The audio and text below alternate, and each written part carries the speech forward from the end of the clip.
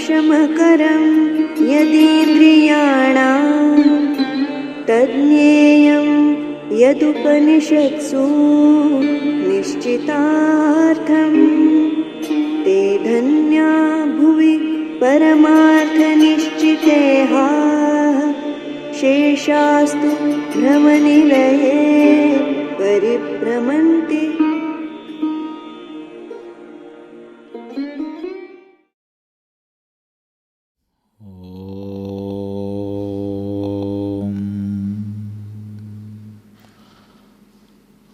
गुरुर्ब्रह्मा गुरुर्विष्णुः गुरुर्देवो महेश्वरः गुरुसाक्षात् परं ब्रह्म तस्मै श्री गुरवे नमः। ओम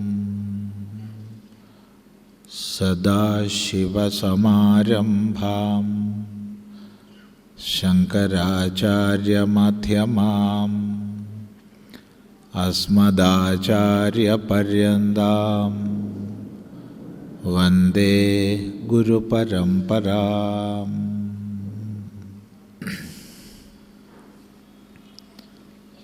ഇവിടെ നമ്മൾ ധന്യാഷ്ടകത്തിലെ 7 ശ്ലോകങ്ങളാണ് ശ്രദ്ധിച്ചത്.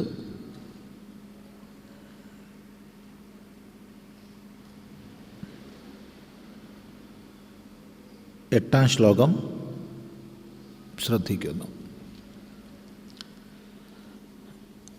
ഈ അഷ്ടകം എന്നാണ് പേരെങ്കിലും അധികമായി നമ്മൾ 2 ശ്ലോകങ്ങൾ കൂടി കാണുന്നുണ്ട്. തുടക്കത്തിലേ പറഞ്ഞു. എങ്കിലും ആരാണ് ധന്യന്മാരെന്ന് വെളിപ്പെടുത്തുന്ന 8 ശ്ലോകങ്ങളാണ്. അതുകൊണ്ട് 8-ലധികം ശ്ലോകങ്ങൾ കാണപ്പെടുന്നുണ്ടെങ്കിലും ഇത് അഷ്ടകം തന്നെയാണ്. 10 ശ്ലോകങ്ങളുള്ള പാഠം പ്രചരിതമാണ്. എങ്കിൽ തന്നെയും ആരാണ് ധന്യന്മാർ എന്ന് വിശദീകരിക്കപ്പെടുന്നത് 8 ശ്ലോകങ്ങളിലൂടെയാണ്. അതിൽ 7 ശ്ലോകങ്ങൾ നമ്മൾ സാമാന്യമായി ചിന്തിച്ചു. വിശദമായിട്ട് ആലോചിച്ചിട്ടില്ല. വിശദമായിട്ട് ചിന്തിക്കണമെങ്കിൽ ഓരോ പദവും നമുക്ക് ആഴ്ചകൾ ഇരിക്കേണ്ടി വരും. ഏതായാലും 7 ശ്ലോകങ്ങൾ. തജ്ഞാനം പ്രശമകരം യദിന്ദ്രിയാണാം തദ്ജ്ഞേയം യദുപനിഷത്സു നിശ്ചിതാർത്ഥം തേ ധന്യാ ഭുവി പരമാർത്ഥനിശ്ചിതേഹ ശേഷാസ്തു ഭ്രമനിലയേ പരിഭ്രമന്തി. ആദൗ വിചിത്യ വിഷയന്മദമോഹരാഗദ്വേഷാദിശത്രുഗണമാഹൃതയോഗരാജ്യാ ജ്ഞാത്വാമൃതം സമനുഭൂതപരാത്മവിദ്യാ കാന്താസുഖാബത ഗൃഹേ വിചരന്തി ധന്യാഃ. ത്യക്ത്വാ ഗൃഹേ രതിമധോ ഗതിഹേതുഭൂതാം ആത്മേച്ഛയോപനിഷദർത്ഥരസം പിബന്തഃ വീതസ്പൃഹാ വിഷയഭോഗപദേ വിരക്താഃ ധന്യാശ്ചരന്തി വിജനേഷു വിരക്തസംഗാഃ. ത്യക്ത്വാ മമാഹമിതി ബന്ധകരേ പദേ ദ്വേ മാനാവമാനസദൃശാ സമദർശിനശ്ച കർത്താരമന്യമവഗമ്യ തദർപ്പിതാനി കുർവന്തി കർമ്മപരിപാകഫലാനി ധന്യാഃ. ത്യക്തൈഷണാത്രയമവേക്ഷിതമോക്ഷമാർഗാഃ ഭൈക്ഷാമൃതേന പരികൽപ്പിതദേഹയാത്രാഃ ജ്യോതിപരാത് പരതരം പരമാത്മസംജ്ഞം ധന്യാ ദ്വിജാ രഹസി ഹൃദ്യവലോകയന്തി. നാസന്ന സന്ന സദസന്ന മഹന്ന ചാണു ന സ്ത്രീ പുമന്ന ച നപുംസകമേകബീജം യൈർബ്രഹ്മ തത്സമനുപാസിതമേകചിത്താഃ ധന്യാവിരേജുരിതരേ ഭവപാശബദ്ധാഃ. അജ്ഞാനപങ്കപരിമഗ്നമപേദസാരം ദുഃഖാലയം മരണജന്മജരാവസക്തം സംസാരബന്ധനമനിത്യമവേക്ഷ്യ ധന്യാഃ ജ്ഞാനാസിനാ തദവശീര്യ വിനിശ്ചയന്തി. തുടർന്ന് 8-ാം ശ്ലോകമാണ് നമ്മൾ ചിന്തിക്കുന്നത്. ശാന്തൈരനന്യമതി മധുരസ്വഭാവൈ. അവിടെ സുഖമുള്ള പാഠം ശാന്തൈരനന്യമതിഭിർമധുരസ്വഭാവൈ എന്നാവും, ആവണം. ആരെടുത്തെങ്കിലും വേറെ ഏതെങ്കിലും പാഠം ഉണ്ടെങ്കിൽ നോക്കിയാൽ തിരക്കേടില്ല. വേറെ ഏതെങ്കിലും പാഠക്രമം ഉണ്ടെങ്കിൽ, ഇവിടെ ഇത് ആണ് ഭിന്നമായിട്ട് ഒരു പാഠം ഉണ്ടെങ്കിൽ മതിഭിഹി എന്നായിരിക്കും വരും, അല്ലെങ്കിൽ അവിടെ വൃത്തഭംഗം വരും. മതിഭിഹി. ശാന്തൈരനന്യമതിഭിർമധുരസ്വഭാവൈ ഏകത്വനിശ്ചിതമനോഭിരപേതമോഹൈ സാകം വനേഷു വിചിതാത്മപദസ്വരൂപം ശാസ്ത്രേഷു സമ്യഗനിശം വിമൃശന്തി ധന്യാഃ. ശാന്തൈഹി, ശാന്തന്മാരാൽ. ആരാണ് ശാന്തൻ? തീർത്തും ഉപശമിച്ച തന്നിലേക്കൊതുങ്ങിയ വൃത്തികളോടുകൂടിയവൻ.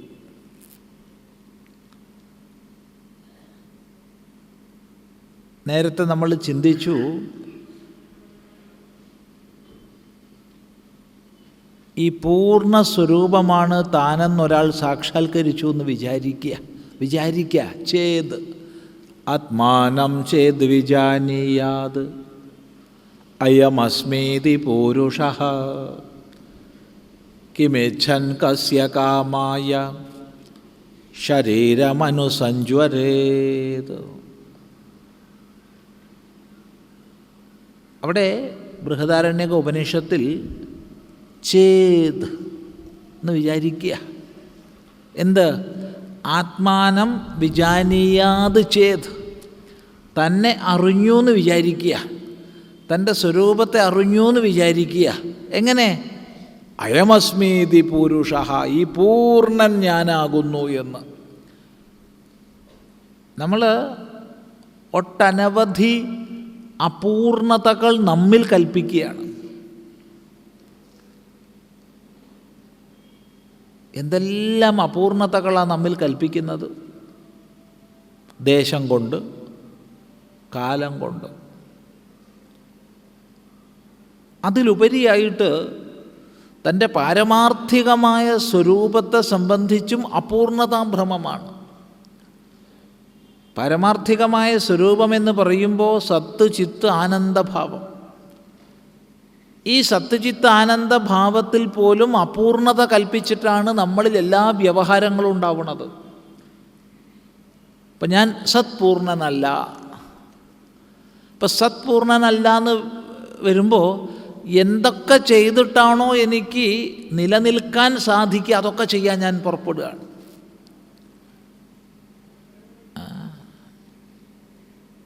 അതെന്താണെന്ന് ചോദിച്ചാൽ പറയാൻ പറ്റില്ല.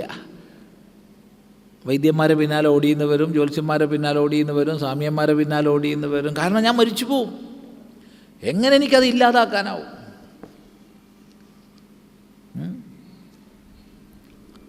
അല്ലെങ്കിൽ ഞാൻ ചിത് പൂർണ്ണനല്ലെന്ന് കണക്കാക്കുന്നു. ചിത് പൂർണ്ണനല്ലെന്ന് കണക്കാക്കുമ്പോൾ പഠിക്കാൻ വേണ്ടി ഓടുകയായി. സ്കൂളിൽ പോകുന്നു, കോളേജിൽ പോകുന്നു, ആശ്രമത്തിൽ പോകുന്നു, ഇതുപോലുള്ള പ്രഭാഷണങ്ങൾക്ക് പോകുന്നു, അവിടെ പോകുന്നു, എവിടെ ചെന്നിട്ട് അറിവ് കിട്ടുക നോക്കുകയാണ്. ആനന്ദപൂർണ്ണനല്ല എന്ന് കണക്കാക്കുകയാണ്. ആനന്ദപൂർണ്ണനല്ല എന്ന് കണക്കാക്കുമ്പോൾ എവിടെ ചെന്നാലാണ് എനിക്ക് സുഖം കിട്ടുക എന്ന് നോക്കി നട്ടോട്ടോടുകയാണ്. മദ്യശാലയിലേക്ക് പോകുന്നവരുണ്ട്, യോഗ സെൻറ്ററിലേക്ക് പോകുന്നവരുണ്ട്, ആശ്രമങ്ങളിലേക്ക് പോകുന്നവരുണ്ട്. അവിടെ നല്ലത് ചീത്ത എന്നൊന്നും തിരിച്ചേക്കരുത്. നല്ലത് ചീത്ത എന്നുള്ളത് ആപേക്ഷികമായ ദൃഷ്ടിയിലാണ്, അതിവിടെ പറയരുത്. എന്താ നല്ലത്, എന്താ ചീത്ത, ആർക്കാ പറയാൻ പറ്റുക? ഒരാളുടെ ദൃഷ്ടിയിൽ ഒന്ന് നല്ലതാണെങ്കിൽ മറ്റേയാളുടെ ദൃഷ്ടിയിൽ മറ്റൊന്നായിരിക്കും. അതുകൊണ്ട് അത് പറയരുത്. ഒന്ന് മാത്രം പറയാം, നമ്മുടെ സകല വ്യവഹാരങ്ങളും, അത് ലൗകികമാകട്ടെ വൈദികമാകട്ടെ, അത് ധാർമ്മികമെന്നോ അധാർമികമെന്നോ പറയപ്പെടുന്നതാകട്ടെ, സകല വ്യവഹാരങ്ങളും അപൂർണതാഭ്രമത്തിൽ നിന്നാണ് ഉണ്ടാവുന്നത്. എന്ത് ചെയ്താൽ എനിക്ക് പൂർണ്ണത നേടാൻ കഴിയും, അതിനാണ് പരിശ്രമിക്കുന്നത്. അവിടെയാണ് ഉപനിഷത്ത് ചോദിച്ചത്, താൻ പൂർണ്ണനാണെന്ന് അറിഞ്ഞു എന്ന് വിചാരിക്കുക ചെയ്ത് എങ്കിൽ ആരുടെ എന്ത് കാമത്തിനായിക്കൊണ്ട് അയാൾ വെറി പിടിച്ചോടും? ഇതാണ് ചോദ്യം. നമ്മൾ വെറി പിടിച്ചിങ്ങനെ ഓടുക പലതിൻ്റെ പിന്നാലെ, ഒരു നിമിഷം ശ്രാന്തിയില്ല.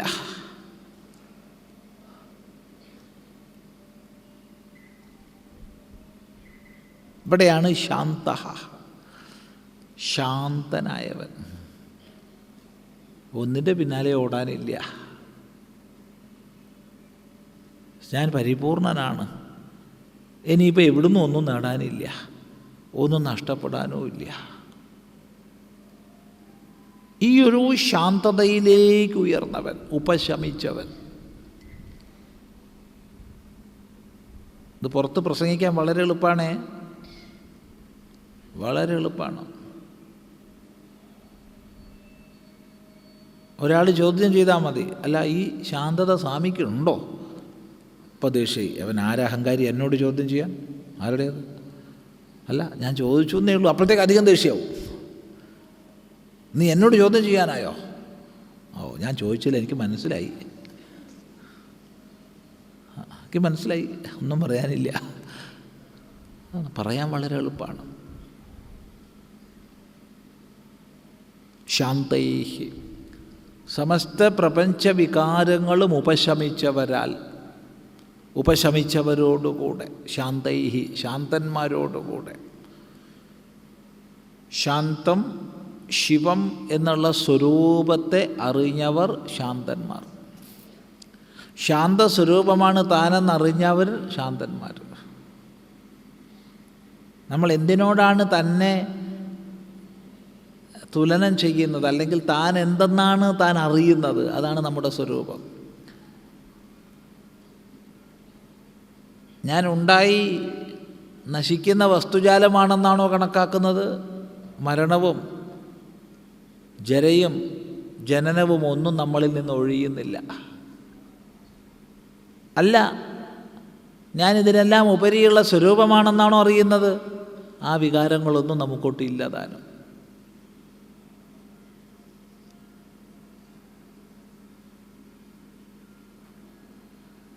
ശാന്തൈഹി, ശാന്തന്മാരാൽ, ശാന്തന്മാരോടുകൂടെ. എങ്ങനെയുള്ളവരോടുകൂടെ? അനന്യമതിഭിഹി, അനന്യമതിയോടൊത്തവരാൽ. അനന്യമതിഭിഹി, അനന്യബുദ്ധിയോടൊത്തവർ. ഇപ്പം നമ്മൾ ഇവിടെ ഇരിക്കുന്നു, ഇത് കേൾക്കാനാണ് ഇരിക്കുന്നത് എങ്കിൽ തന്നെ നമ്മൾ അറിയാതെ എങ്ങോട്ടൊക്കെയോ പോയി പോകുന്നുണ്ട്. ആളിവിടെ ഇരിക്കുന്നുണ്ടാവും, പലതിലേക്ക് ഛിന്ന ഭിന്നമായി പോയിക്കൊണ്ടിരിക്കുന്നു. ഏതൊരു വ്യവഹാരം ചെയ്യുമ്പോഴും മറ്റെന്തിലേക്കെങ്കിലും മനസ്സ് പോകുന്നു. അങ്ങനെ പോവാൻ മറ്റൊരാശ്രയമില്ല. എന്നല്ല, ഗുരു ശാസ്ത്രകൃപ കൊണ്ട് ശ്രവണ മനന നിധിധ്യാസങ്ങളിലൂടെ അനന്യമായ തത്വത്തിൽ ഉറച്ച മതിയായിരിക്കുന്നു, ബുദ്ധിയായിരിക്കുന്നു.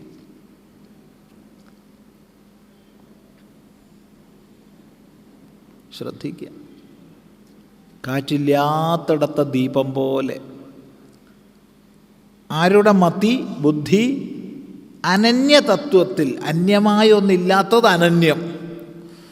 നേഹ നാനാസ്തി കിഞ്ചന, ഇവിടെ പലതില്ല തന്നെ എന്ന് ശ്രുതി യാതൊരു സത്യത്തെ വെളിപ്പെടുത്തുന്നുവോ അതാണ് അനന്യം. വ്യത്യസ്ത അർത്ഥങ്ങളാണേ പറയുന്നത്, ശ്രദ്ധിക്കണം. അങ്ങനെ അനന്യമായതിൽ ഉറച്ച ബുദ്ധിയോടുകൂടിയ അനന്യമതി. അനന്യം ആത്മാ, അന്യമായിട്ടൊന്നില്ലെന്നറിഞ്ഞു. ഇങ്ങനെ അനന്യബുദ്ധിയോടുകൂടിയ ശാന്തന്മാരോട് കൂടെ മധുരസ്വഭാവൈ, മധുര സ്വഭാവത്തോടു കൂടിയവരോട് കൂടെ, മധുര സ്വഭാവികളോടുകൂടെ.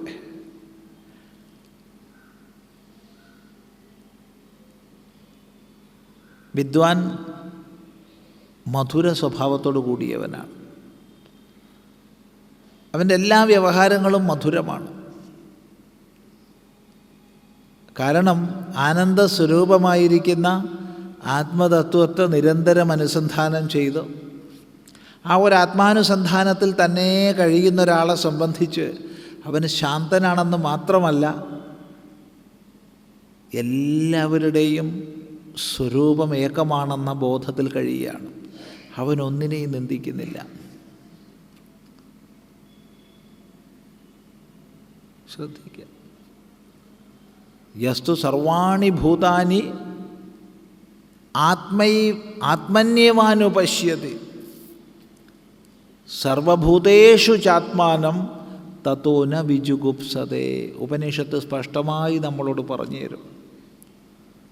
യഹതു സർവാണി ഭൂതാനി, സകല ഭൂതങ്ങളെയും സകല ചരാചരങ്ങളെയും ആത്മന്യവാനുപശ്യതി, തന്നിൽ തന്നെ കാണുന്നു. അവിടെ പശ്യതി എന്നല്ല പറഞ്ഞത്, അനുപശ്യതി. വളരെ ശ്രദ്ധിക്കേണ്ട പ്രയോഗമാണ്. പലപ്പോഴും അനുപശ്യതി എന്നുള്ളതിന് നമ്മൾ കാണുന്നു എന്ന് മാത്രം അർത്ഥം പറഞ്ഞാൽ എന്നാൽ പിന്നെ പശ്യതി എന്ന് പ്രയോഗിച്ചാൽ പോരെയിരുന്നോ എന്ന് സംശയം തോന്നും. അനുപശ്യതി എന്ന് പറയുമ്പോൾ പിന്തുടർന്ന് കാണുകയാണ്, കേവലം കാണുകയല്ല. എന്തിനെ പിന്തുടർന്ന്? ഗുരു ശാസ്ത്ര ഉപദേശം അനു, ഗുരുശാസ്ത്രോപദേശത്തെ പിന്തുടർന്ന് കാണുകയാണ്. ഇങ്ങനെ ഗുരുശാസ്ത്രോപദേശത്തെ പിന്തുടർന്ന് ആര് സർവചരാചരങ്ങളെയും തന്നിൽ കാണുന്നുവോ, സർവഭൂതേഷു ചാത്മാനം, തന്നെ സർവഭൂതങ്ങളിലും കാണുന്നുവോ. എന്നിട്ട് ഉപനിഷത്ത് പറയുകയാണ് തതോ ന വിജുഗുപ്സതേ, അവൻ ഒന്നിനെയും നിന്ദിക്കുന്നില്ല. ആരെ നിന്ദിക്കാനാ? എല്ലാം ഈശ്വര സ്വരൂപം തന്നെ, എല്ലാം ആത്മസ്വരൂപം തന്നെ. ഞാൻ അവനെ നിന്ദിച്ചു എന്ന് പറയുമ്പോഴും അവളെ നിന്ദിച്ചു എന്ന് പറയുമ്പോഴും നിന്ദിക്കപ്പെടുന്നത് ഞാൻ തന്നെയാണ്.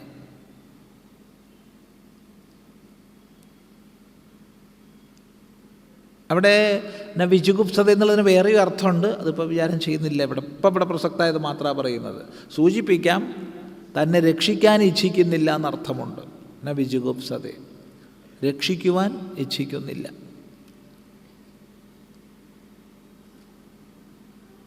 ഇവിടെ നിന്ദിക്കുന്നില്ല എന്നെടുത്തോളൂ. അപ്പോൾ ഒന്നിനെയും നിന്ദിക്കാതിരിക്കുന്നു എന്ന് പറയുമ്പോൾ എപ്പോഴും മധുരമായിട്ട് എല്ലാവരോടും പെരുമാറുന്നു. എൻ്റെ പെരുമാറ്റം എപ്പോഴും സ്നേഹമസൃണമായിരിക്കും, എല്ലാവരിലും മഹിമയെ നൽകിക്കൊണ്ടായിരിക്കും. നമ്മുടെ വ്യാവഹാരികമായ ഭാഷാപ്രയോഗം പോലും എപ്പോഴും ഈ ഒരു ആദരവിനെ മറ്റുള്ളവർക്ക് നൽകിക്കൊണ്ടായിരിക്കണം. അതൊരു ദർശനമാണ്, അത് ചിന്തിക്കേണ്ടതാണ്.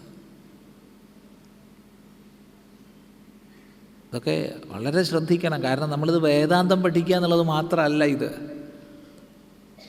നമ്മുടെ വിലയേറിയ സംസ്കൃതിയുടെ സവിശേഷതകളെ തിരിച്ചറിയുകയും എന്തൊക്കെ ന്യൂനത അറിയാണ്ട് നമുക്ക് സംഭവിച്ചു പോകുന്നു എന്ന് തിരിച്ചറിഞ്ഞ് അവയെ യഥാസമയം തിരുത്തുകയും ചെയ്യുക ഇത്തരം ഒത്തുകൂടലിൻ്റെ ലക്ഷ്യമാണ്. അല്ലാണ്ട് കേവലം വേദാന്തം പഠിക്കുക എന്നുള്ളത് മാത്രമല്ല നമ്മുടെ ലക്ഷ്യം. അത് പ്രത്യേകം ശ്രദ്ധിക്കണം. അതുകൊണ്ട് നമ്മൾ എപ്പോഴും ആദരവ് കൊടുത്തുകൊണ്ടാണ് പെരുമാറേണ്ടത്. എന്തുകൊണ്ട്? ഞാൻ ആരോട് പെരുമാറുന്നു അവൻ്റെ സ്വരൂപം ആത്മസ്വരൂപമാണ്. ഒന്നിനെ നിന്ദിക്കാനില്ല. അവിടെ ഒരു ചോദ്യം ചിലപ്പോൾ വരാം കേട്ടോ. ദുഷ്ടന്മാരോട്, കള്ളന്മാരോട് എന്താ അഭിപ്രായം? ദുഷ്ടന്മാരെ വെറുക്കാമോ, വെറുത്തൂടെ? നമുക്ക് പറയാനുള്ളത് ദുഷ്ടന്മാരെ വെറുക്കരുത്, കള്ളന്മാരെ വെറുക്കരുത്. ദുഷ്ടതയെ വെറുക്കാം, കള്ളത്തരത്തെ വെറുക്കാം, കള്ളനെ വെറുക്കരുത്. ഇത് രണ്ടും വേർതിരിച്ച് മനസ്സിലാക്കണം. ദുഷ്ടനെ ഒരിക്കലും വെറുക്കരുത്, ദുഷ്ടതയെ വെറുക്കുക. കള്ളനെ വെറുക്കരുത്, കള്ളത്തരത്തെ വെറുക്കുക. നുണയനെ വെറുക്കരുത്, നുണ വെറുക്കുക. ഇത് വേർതിരിക്കാൻ നമുക്ക് സാധിക്കണം. പലപ്പോഴും നമുക്കത് സാധിക്കാറില്ല. പലപ്പോഴും ഇതിൻ്റെ വ്യത്യാസം എന്തെന്ന് ചോദിച്ചാൽ, നമ്മളൊരു കള്ളനെ അല്ലെങ്കിൽ ദുഷ്ടനെ വെറുത്തു എന്ന് വിചാരിച്ചോളൂ, അവൻ എന്നേക്കുമായി നമ്മൾ എഴുതി തള്ളിക്കഴിഞ്ഞു. ഒരിക്കലും അവന് നമ്മുടെ ദൃഷ്ടിയിലൊരു പരിവർത്തനത്തിന് സാധ്യത ഇല്ല. പിന്നെ നമ്മളുടെ വ്യവഹാരം കൊണ്ട് എന്ത് പ്രയോജനം? അവനാണോ പരാജയപ്പെടുന്നത്, നമ്മളാണോ പരാജയപ്പെടുന്നത്? മനസ്സിലായില്ല? ചിലർക്ക് മനസ്സിലായിട്ടില്ല. ഒരു ആള് എപ്പോഴും നമ്മൾ ഓർമ്മിക്കുന്നൊരു ദൃഷ്ടാന്തം, ഹൃദയത്തിൽ നിന്ന് പോവാത്തൊരു ദൃഷ്ടാന്തമാണ്, നിങ്ങളുമായിട്ട് പങ്കുവയ്ക്കാം. ഇവിടെ ആശ്രമത്തിൽ പലരും വരാറുണ്ട്. ധാരാളം സാധുക്കൾ, സന്യാസിമാർ വരും. വന്നു കഴിഞ്ഞാൽ 3 ദിവസം താമസിക്കും. പോകുമ്പോൾ അവിടെ എന്തെങ്കിലും ഒന്നുണ്ടെങ്കിൽ കൊടുക്കും, ഇല്ലെങ്കിൽ എവിടുന്നെങ്കിലും സംഘടിപ്പിച്ചിട്ട് കൊടുക്കും. അങ്ങനെ പതിവുണ്ട്. കാരണം യാത്രയുടെ ക്ലേശം നമുക്കറിയാം. ചിലപ്പോൾ സന്യാസിമാർ, സാധുക്കൾ മാത്രമാവില്ല, അല്ലാത്ത യാത്രികർ വരും, തീർത്ഥയാത്ര ചെയ്യുന്നവർ ഒക്കെ. അത് തക്കവും തരമൊക്കെ നോക്കി നിർത്താറുണ്ട്. ഏതായാലും ഇതൊരു 10-15 വർഷമായിട്ടുണ്ടാവും. ഒരാളവിടെ വന്നു. ഒരു 6 അടിയിലധികം പൊക്കം ഉണ്ട്.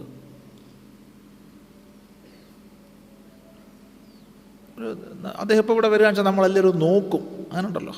സുന്ദരൻ എന്നൊന്നും പറയുന്നില്ല, കാരണം സൗന്ദര്യം വ്യത്യസ്ത ദൃഷ്ടിക്കനുസരിച്ച് വ്യത്യസ്തമായിരിക്കും.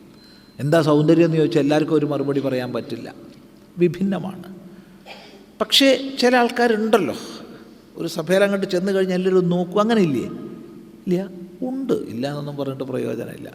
നല്ലൊരു 6 അടിയിലധികം പൊക്കം, എല്ലാവരും ശ്രദ്ധ ആകർഷിക്കുന്നൊരു രൂപമാണ്. ഇദ്ദേഹം അവിടെ വന്നു, ഞങ്ങൾ പരിചയപ്പെട്ടു. ഇദ്ദേഹം വളരെ മാരകമായ അവസ്ഥയിൽ എയ്ഡ്സ് രോഗമുള്ള ഒരു വ്യക്തിയാണ്. എയ്ഡ്സ് രോഗം വളരെ വർദ്ധിച്ചിട്ടുണ്ട്. ഇത് കഥയല്ല, ഉള്ള പോലെ പറയുകയാണ്. ഇദ്ദേഹം ഇത് നേടിയിട്ടുള്ളത് ചില സ്ത്രീകളിൽ നിന്നാണ്. അതുകൊണ്ട് തന്നെ അദ്ദേഹത്തിന് സ്ത്രീ വർഗത്തോട് വെറുപ്പാണ്. വെറുപ്പെന്ന് മാത്രമല്ല, ഈ രോഗം പരമാവധി പേരിലേക്ക് എത്തിക്കാൻ അയാൾ പരിശ്രമിച്ചുകൊണ്ടിരിക്കുകയാണ്. നമുക്ക് പറഞ്ഞാൽ വിശ്വസിക്കില്ല. പരമാവധി സ്ത്രീകളിലേക്ക് ഇത് എത്തിക്കുക എന്നുള്ളതാണ് അയാളുടെ ഒറ്റ ലക്ഷ്യം, ജീവിത ലക്ഷ്യം. അതാണ്. എന്തായാലും ഞാൻ മരിക്കാൻ പോവുകയാണ്, മരിക്കുന്നതിന് മുമ്പ് പരമാവധി സ്ത്രീകളിലേക്ക് ഇത് എത്തിക്കണം. അതിന് അയാളുടെ രൂപവും സൗന്ദര്യവും അയാളുടെ ആകാരവും എല്ലാം വളരെ ഉപകരിക്കുന്നുമുണ്ട്.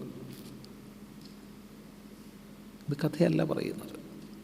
എത്ര ദുഷ്ടനെന്ന് ആലോചിച്ച് നോക്കൂ, അല്ലേ? മഹാദുഷ്ടതയാണത്, നമുക്ക് ചിന്തിക്കാൻ പറ്റാത്ത ദുഷ്ടതയാണ്. പക്ഷേ നമ്മൾ അയാളെ എഴുതി തള്ളരുത്, ഒരിക്കലും പാടില്ല. അയാളെ എഴുതി തള്ളുകയും അയാളെ പാപി എന്ന് മുദ്ര കുത്തുകയും ചെയ്താൽ ഒരിക്കലും ഒരു പരിവർത്തനം നമുക്ക് ഉണ്ടാക്കിയെടുക്കാൻ കഴിയില്ല. എങ്ങനെയാണെന്ന് എനിക്കറിയില്ല. അയാളെ ചേർത്ത് പിടിച്ച് തൊട്ട് തലോടി കുറച്ചു നേരം സംസാരിച്ചപ്പോഴത്തേക്ക് എങ്ങനെയോ അയാളുടെ ഹൃദയത്തിൽ സ്പർശിക്കാൻ കഴിഞ്ഞു. എങ്ങനെയാണെന്ന് ഇപ്പോഴും അറിയില്ല, എങ്ങനെയാണെന്ന് ഇപ്പോഴും അറിയില്ല. കാരണം അങ്ങനത്തെ സിദ്ധിയൊന്നും നമുക്കില്ല. ചിദാനന്ദപുരസ്വാമിക്ക് ആകെ ഒരു സിദ്ധി കിടന്നാൽ പുറങ്ങുന്നുള്ളതേ ഉള്ളൂ, വേറൊരു സിദ്ധിയുമില്ല. പക്ഷെ എങ്ങനെയാണെന്നറിയില്ല, അയാളുടെ ഹൃദയത്തെ സ്പർശിക്കാൻ കഴിഞ്ഞു. ഒന്ന് കെട്ടിപ്പിടിച്ച് തൊട്ട് തലോടി വർത്തമാനം പറഞ്ഞപ്പോൾ ചിലപ്പോൾ അയാൾ ഇങ്ങനെ ചിന്തിച്ചു കാണാം, ഞാൻ എയ്ഡ്സ് രോഗിയാണെന്ന് അറിഞ്ഞിട്ടും സ്വാമി എന്നെ കെട്ടിപ്പിടിച്ച് തലോടുന്നല്ലോ എന്നുള്ളതായിരിക്കാം അതിൻ്റെ കാരണം. എന്തായാലും അങ്ങനെ ഹൃദയത്തെ സ്പർശിക്കാൻ കഴിഞ്ഞതുകൊണ്ട് തന്നെ അയാൾ പൊട്ടി കരഞ്ഞു. ധാരധാരയായിട്ട് അദ്ദേഹത്തിൻ്റെ മുഖത്തിലൂടെ കണ്ണുനീര് പ്രവഹിച്ച് ഇങ്ങനെ ഒഴുകുകയാണ്. അന്ന് അദ്ദേഹം പ്രതിജ്ഞ ചെയ്തു, ഇനി മേലിൽ ഞാനിത് ആവർത്തിക്കില്ല എന്ന്.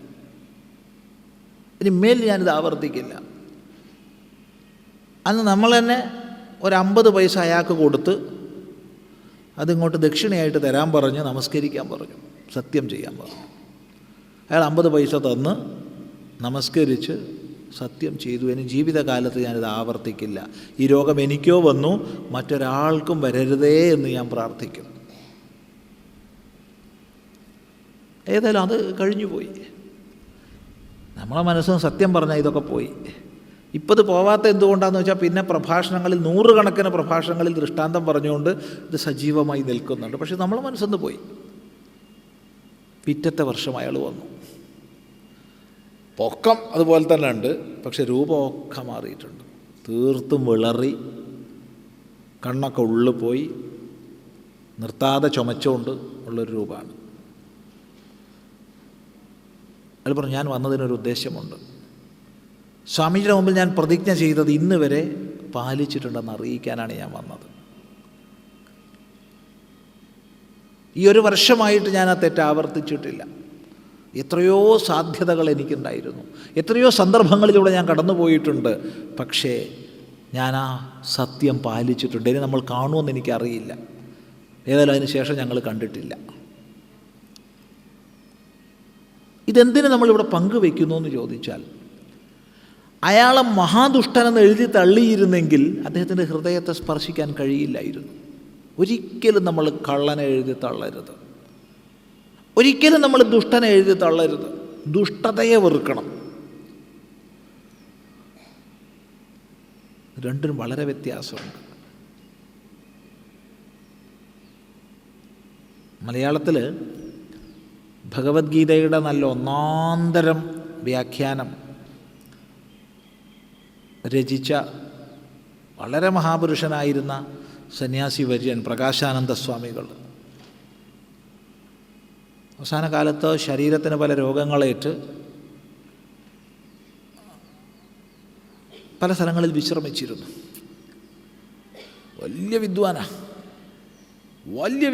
ഉച്ചകോടിപ്പെട്ട വിദ്വാനാ, സാമാന്യ വിദ്വാനല്ല.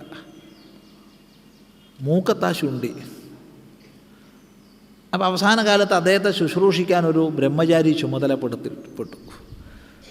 അപ്പോൾ ബ്രഹ്മചാരി ആവുന്ന രീതിയിലൊക്കെ സേവ ചെയ്തു കിട്ടുമോ.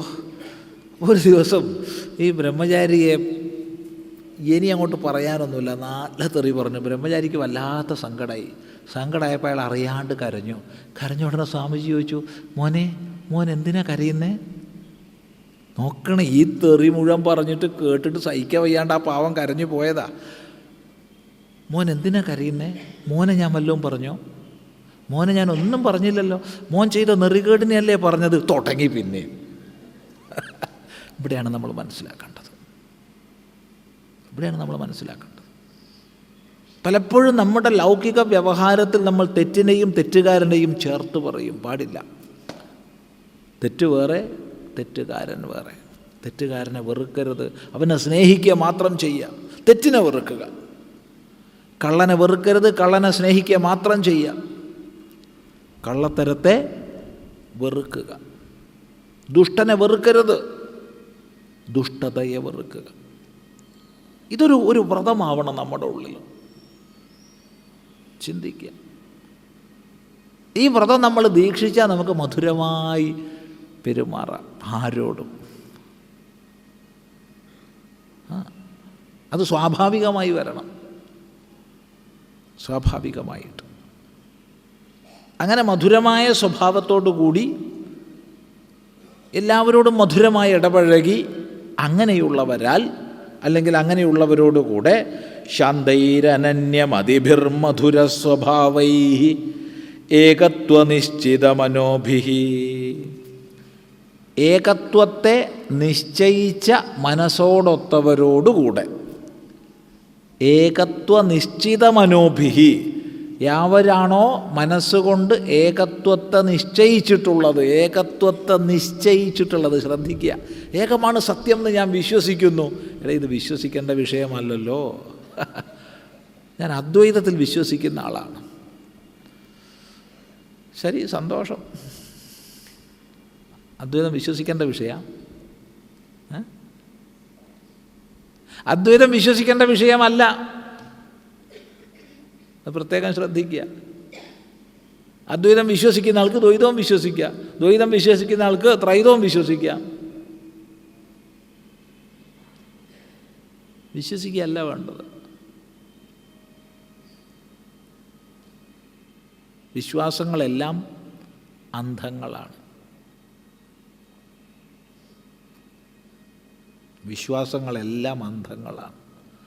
അന്ധമല്ലാത്ത വിശ്വാസം ഇല്ല.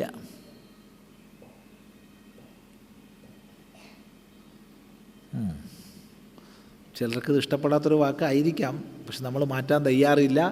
എല്ലാ വിശ്വാസങ്ങളും അന്ധങ്ങളാണ്. അതുകൊണ്ട് തന്നെ അന്ധവിശ്വാസം എന്നൊന്നും ആരും പറഞ്ഞേക്കരുത്. എല്ലാ വിശ്വാസവും അന്ധമാണ്. അന്ധമല്ലാത്ത വിശ്വാസം ലോകത്തിൽ ഇല്ല, ഉറപ്പ്. അതുകൊണ്ട് ആത്മാ ഏകത്വം വിശ്വസിക്കേണ്ട വിഷയമല്ല. അതുകൊണ്ട് ഉപനിഷത്ത് പ്രഖ്യാപിക്കും, മനസൈവേദമാപ്തവ്യം നേഹ നാനാസ്തി കിഞ്ചന മൃത്യോ സമൃത്യുമാപ്നോതി യ ഇഹ നാനേവ പശ്യതി. പാഠഭേദമുണ്ട്. മൃത്യോ സമൃത്യും ഗച്ഛതി യ ഇഹ നാനേവ പശ്യതി. അതുകൊണ്ട് മനസായുധമാപ്തവ്യം, മനസ്സുകൊണ്ട് ഇത് അറിയേണ്ടതാണ്, ഇത് നേടേണ്ടതാണ്. ഏത് മനസ്സുകൊണ്ട്? ഭഗവാൻ ഭാഷ്യകാരൻ പറയും, ആചാര്യാഗമ സംസ്കൃതേന മനസാ. മനസ്സുകൊണ്ട് ഇത് നേടേണ്ടതാണെന്ന് പറഞ്ഞാൽ ഏത് മനസ്സുകൊണ്ട്? എനിക്ക് ആവണില്ലല്ലോ. എടേ, നിൻ്റെ മനസ്സിനെ നീ സംസ്കരിച്ചെടുക്കണം. അതെങ്ങനെ? ആചാര്യാഗമ സംസ്കൃതേന മനസാ. ആചാര്യനരികെ സേവ ചെയ്ത് കഴിഞ്ഞ്, എളുപ്പമല്ല, ഒട്ടും എളുപ്പമല്ല. ആചാര്യന് മധുര സ്വഭാവമൊന്നും ഉണ്ടാവില്ല നമ്മളോട്. നമ്മളെ ഉള്ളിലെ ഓരോ അഹങ്കാരത്തിൻ്റെ കണികയെയും പുറത്തെടുത്ത് അടിച്ച് തകർക്കുന്ന പല പരിപാടിയുണ്ടാവും. ഒരു കൊല്ലം ഗുരുനാഥൻ്റെ കൂടെ താമസിക്കുക എളുപ്പമല്ല. നമുക്ക് വിദ്വേഷം വരും. വല്ലാത്തൊരു ഗുരുവായത്, ബാക്കിയുള്ളവരോടൊക്കെ മധുരമായിട്ട് പെരുമാറുക, ഗുരുവിൽ സമർപ്പിച്ചു വന്നിട്ടുള്ള എന്നോട് ഇങ്ങനെ കഠോരമായി പെരുമാറുക, എന്താപ്പം അതിങ്ങനെ എന്നൊക്കെ തോന്നും നമുക്ക്. അത് ചില്ലാനം കിട്ടാനായിരിക്കും പുറമേ നിന്നുള്ളവരോട് മധുരമായിട്ട് പെരുമാറണത്. ഞാൻ ഗത്യന്തരം ഇല്ലാണ്ടായിപ്പോയില്ലേ, അതുകൊണ്ട് ഇവിടെ ഇതൊക്കെ സഹിക്കുകയല്ലാണ്ട് വഴിയുണ്ടോ എന്നൊക്കെ നമുക്ക് തോന്നിപ്പോവും ഗുരുനാഥൻ്റെ കൂടെ നിൽക്കുമ്പോൾ. എളുപ്പമല്ല. അപ്പോൾ ആചാര്യൻ്റെ കൂടെ താമസിച്ച് സേവ ചെയ്ത് പ്രണിപാതം, പരിപ്രശ്നം, സേവ തുടങ്ങിയവ വഴിക്ക് ശാസ്ത്രത്തെ ഗ്രഹിച്ച് ആചാര്യാഗമ ശാസ്ത്ര സംസ്കൃതേന മനസാ, അങ്ങനെ സംസ്കരിച്ചെടുത്ത മനസ്സുകൊണ്ട് വേണം ഇതിനെ അറിയേണ്ടത്. എന്താ അറിയേണ്ടത്? മനസൈവേദമാപ്തവ്യം നേഹ നാനാസ്തി കിഞ്ചന. ഇവിടെ പലതില്ല കേട്ടോ. സത്യം ഏകമാണ്, അദ്വിതീയമാണ്. രണ്ടാമതൊന്നില്ലാത്ത ഏകമാണ് സത്യം. ഇത് നിശ്ചയിക്കണം. അങ്ങനെ നിശ്ചയിച്ച ബുദ്ധിയോടുകൂടിയവർ, അതാണ് പറയുന്നത് ഏകത്വനിശ്ചിത മനോഭിഹി. ഏകത്വത്തെ നിശ്ചയിച്ചതാണേ, ശ്രദ്ധിക്കണം. നിശ്ചയിച്ച, വളരെ ശ്രദ്ധിക്കേണ്ടത്, വല്ലാത്തൊരു പ്രയോഗം അത്.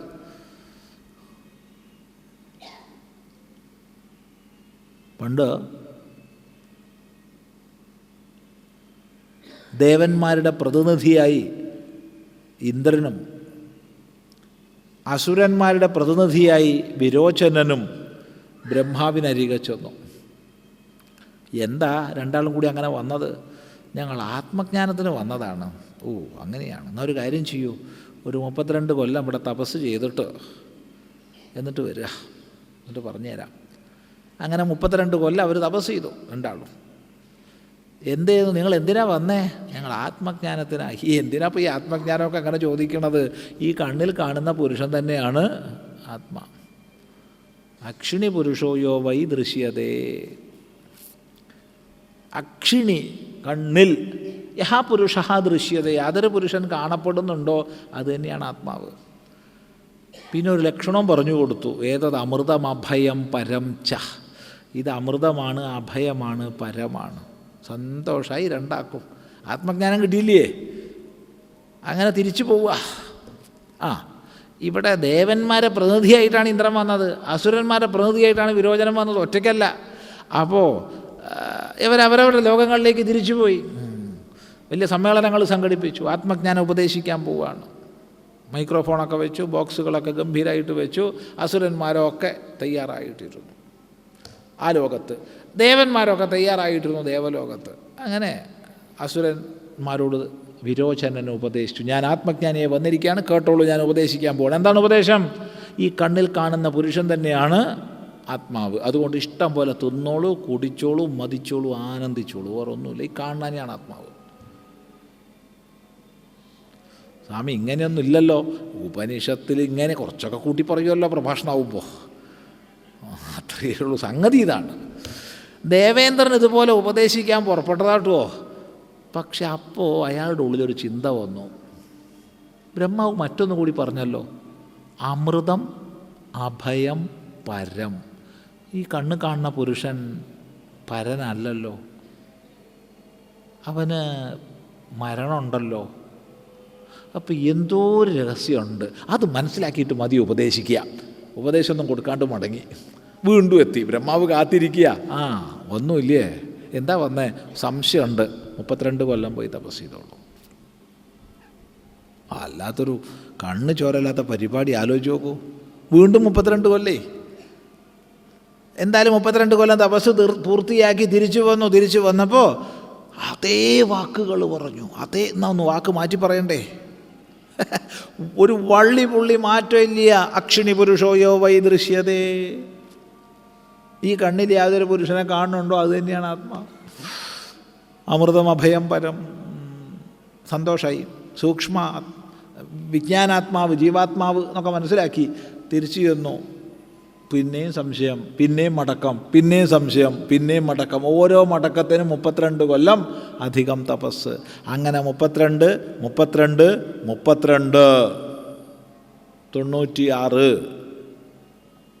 5 101 കൊല്ലം തപസ് ചെയ്തിട്ടാണ് ഇന്ദ്രൻ മനസ്സിലാക്കിയത്. അപ്പോൾ ഈ ഏകത്വ നിശ്ചയം ചെയ്യാന്നുള്ളത് വളരെ ശ്രദ്ധിക്കുക. കാരണം ഗുരുവിൽ നിന്ന് കേട്ട് ഞാൻ നിശ്ചിത ബുദ്ധിയായി എന്നൊക്കെ നമുക്ക് തോന്നും.